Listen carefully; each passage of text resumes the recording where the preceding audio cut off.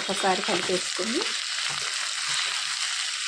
మూత పెట్టి ఒక 2 నిమిషాలు మగ్గించుకోవాలండి.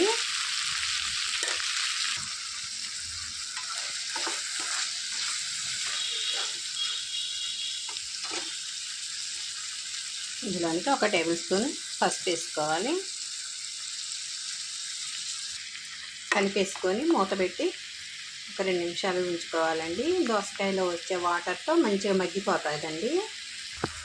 ఇలా మగ్గిపోయాక ఇందులోనికి సన్నగా తరిగి పెట్టుకున్న టమాటా ముక్కలు వేసుకోవాలి. ఒకసారి కలిపేసుకొని మూత పెట్టేసుకోవాలండి.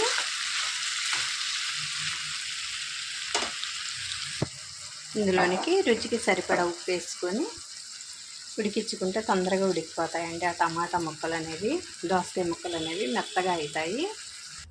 ఒకసారి మూత తీసుకొని